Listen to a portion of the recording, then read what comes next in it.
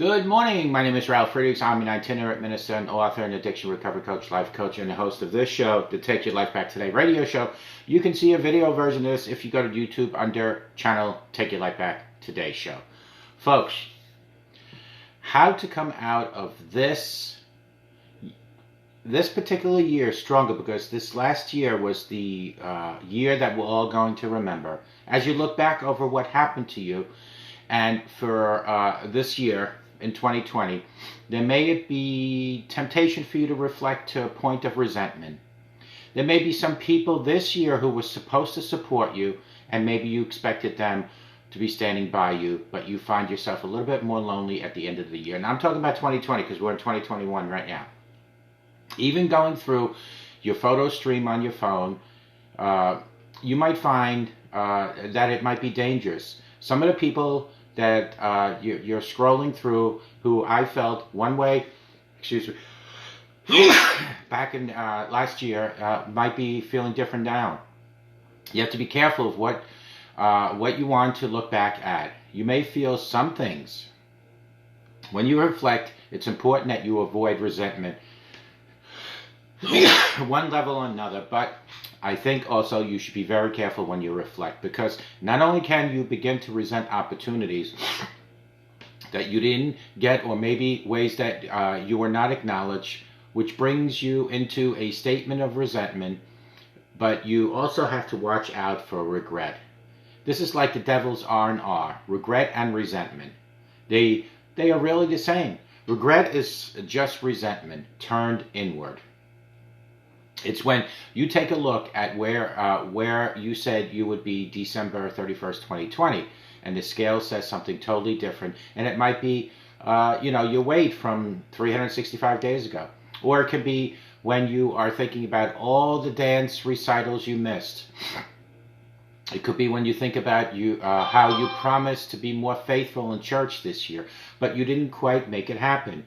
But you did get here tonight. You are here right now to watch me. High five your neighbor and say, you are going to be ahead this year, this brand new year of 2021. You already have a gold star on Jesus Christ's chart. There's a type of reflection that leads to regret. There is a type of reflection that leads to resentment, but the right kind of reflection will lead to resolution. The right kind of reflection, as demonstrated by the Apostle Paul in Philippians 1 from, I believe, a Roman prison cell, which was really rented home, where he was allowed to see people. Do you remember that? You remember now, he has been waiting for trial for maybe as much as 4 years, and after 4 years of bouncing around from prelate to prelate, from governor to governor, there's still no resolution to the situation. Yet Paul exhibits the kind of attitude in Philippians 1 that I am striving to see manifest in my life, and I hope you do the same. As he reflects, he demonstrates that your spirit does not have to be a reflection of your situation. What I'm trying to say is, you do not have to allow your outlook to be defined by the events that brought you to this point. Paul proves it clearly in Philippians 1:12 through 20.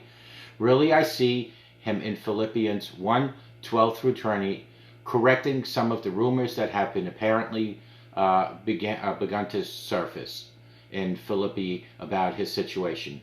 I can almost hear them whispering behind his back, did you hear about Paul?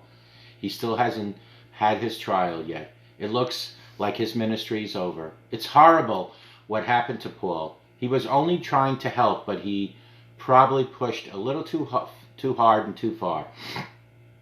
He kept on preaching to the Gentiles. The Jews told him to stop it, but he would not stop it. And then he told those Gentiles they didn't have to get circumcised. And, well, you know the rest. If he would have toned it down a little bit, if he would have maybe wouldn't have appealed his case to the Caesar, he might have got set free by Festus. Did you hear about what happened to Paul? It's horrible what happened to Paul. Terrible thing what happened to Paul. Folks, you can almost hear them whispering from the church of Philippi. which Paul founded a decade earlier. But now some things have happened. Not only has time passed, but it seems that Paul's ministry has come to a grinding halt. There is to be no more movement during this period. I can almost hear the whispers from the church at Philippi when Paul speaks up in verse 12 and says, "Now I want you to know, brothers and sisters, that what has happened to me has actually happened. I know what you heard, but forget what you heard for a minute. Let me set the record straight what happened to me." I hear the Spirit of the Lord saying tonight that before you leave 2020, you need to set the record straight about really what went down this year. And, we already left 2020. You can still set that record straight with God.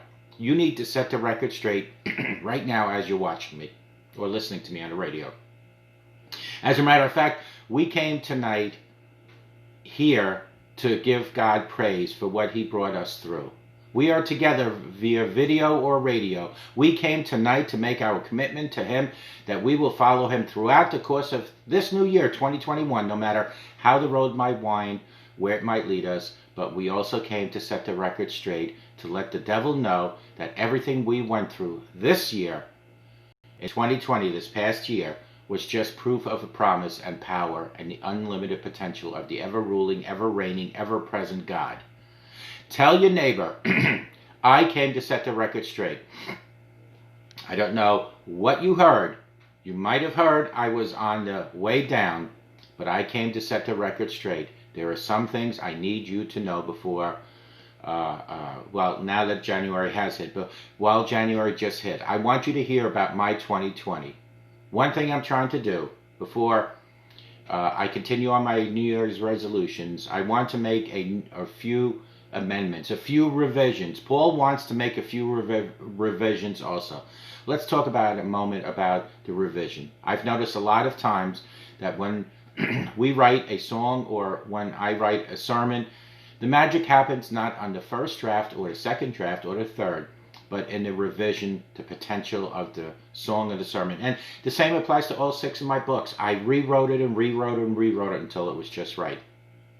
I love that because when I think about it, I think maybe there are some things this year when I'm getting the story wrong and I need to see it differently. I need to revise that story. It's not looking good.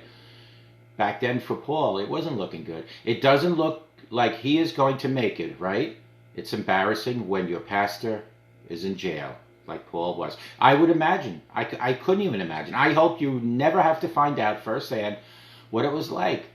I'm not planning on that. Remember now, he has been driven across the Adriatic Sea. 3 months in Malta, now he finds himself in Rome, and he's still waiting, and the situation is still unresolved, but he's not. Resolution is not an event, it is a decision. As Paul reflects from Rome and looks at what was happening, he understands that sometimes people will misjudge your situation because they do not know the backstory. So he has taken the opportunity to inform them about what is apparent and what is actual. I love that because sometimes what's happening on the surface is not the real story. That is the matter of fact. Paul is focusing here not on what is happening to him, but what is happening through him. The story you tell is dependent on the point of view you have. While others are looking at Paul's life from the outside in, they are judging him a failure. While others are looking at Paul's life from the outside in, they are saying he is going down now. While others are looking at Paul's life from the outside in, far away from Philippi, across the Mediterranean Sea, it doesn't look good for Paul, but Paul is not looking at his situation from the outside, is he? He's looking at the situation from the inside out.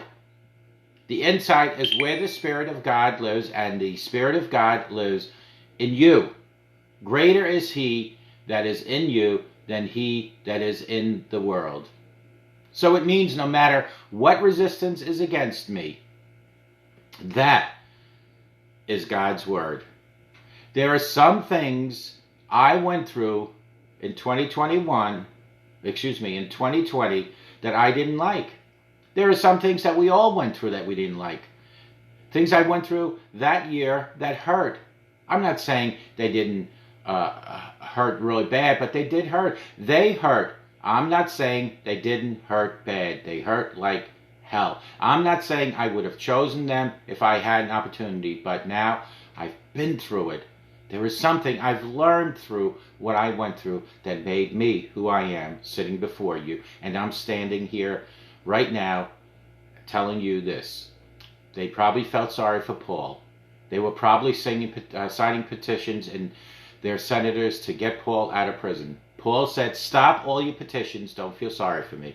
I know I have these chains on me, but I am freer than all you guys out there looking at me. Now, I didn't like that at the time. I didn't get it at the time. It didn't make sense while I was in it, but I've been here long enough to recognize, and I've been through enough storms to know I held on to the planks of the boat and made it across the sea and saw God's provisions at a level that now I can tell you is actually God is up to something. He's always up to something. Paul says, I'm not a hostage. I want you to say that right now, no matter what you're going through, because this is a revision that you need to make. No matter what you're going through right now, watching or listening to me on the radio, no matter what you're going through, it's time to make a revision. Take yourself out of being a victim of 2020 and make those revisions now. You cannot leave 2020 like a victim and go to 2021 like a victor. You have to make decisions tonight. Make a decision, even though we're past 2020, that you have weathered the storm. Remember my book, Struggles Became My Strength, because our struggles in life become our strengths. So, even back then, Paul didn't give any details, but he made revisions. All he talks about is what God did through the events he could have been bitter about, but he wasn't, because he said, I'm not a hostage. Don't feel sorry for me. In fact, Paul might say, I always wanted to go to Rome to preach the gospel. I didn't think I have to drag these shackles through the streets to do it. But it actually works out pretty well, because all of these guards have to listen to me preach anytime I open my mouth. Shackles or no shackles, I preached.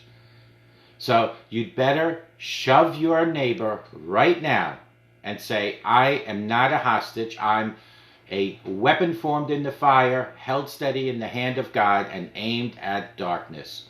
Somebody shout, that's watching me, I'm a weapon. Watch out. Watch out, devil.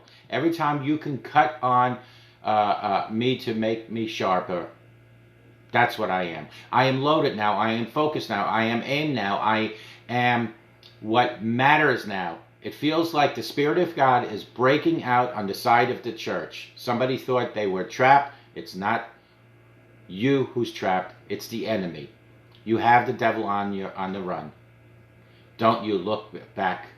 Let's set the record straight. I came here in chains, but because I'm here, somebody is going to be get set free. God put me here, not Caesar, not Festus. It wasn't the boat that brought me here. It was the purpose of God.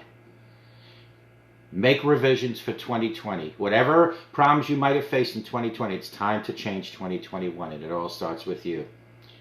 Chains are not holding you back. You have victory in God. Call me at 844-405-HELP. Together, you and I, we can help each other take our lives back. Be good to yourselves. Always be good to each other. Remember, smile. To that same neighbor I just told you, to tell him that you are not a hostage.